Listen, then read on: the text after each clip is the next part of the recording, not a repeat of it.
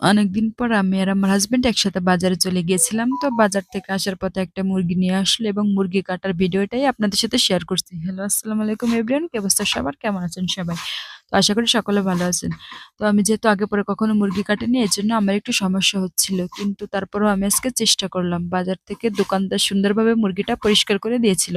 বাসায় নিয়ে আসার পর আমি আবারও সুন্দর করে পরিষ্কার করে ধুয়ে নিয়েছিলাম এবং কাটতে বসে গিয়েছিলাম। আর আমি মুরগি কাটছি যে বটিটা দিয়ে, বটিটা আসলে সেরকম ধার নেই, এজন্য আমার আরেকটু সমস্যা হচ্ছিল।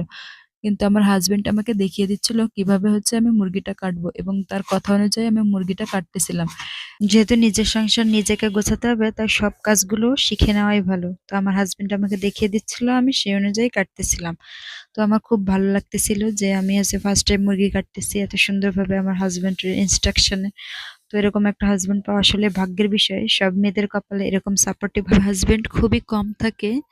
তো আমি হচ্ছে লাকি পারসন, এইজন্য আল্লাহর কাছে হচ্ছে অশেষ শুকরিয়া। তো কথা বলতে বলতে হচ্ছে মুরগিটা প্রায় কাটা শেষ। আজকে আর রান্না করব না, যেহেতু আমার রান্না হয়ে গেছে। সো কালকে রান্না করব। তো রান্নার ভিডিওটা হচ্ছে আপনাদের সাথে শেয়ার করব।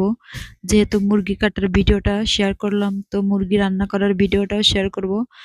আর যেহেতু আমি হচ্ছে আগে পরে কখনো ভয়েস দিয়ে ভিডিও বানাইনি, এজন্য ভিডিওর ভিতরে অনেক ভুল ত্রুটি থাকতে পারে। তো যারা যারা আমার ভিডিওটা দেখছেন তারা অবশ্যই আমার ফেসবুক পেজটা ফলো করবেন।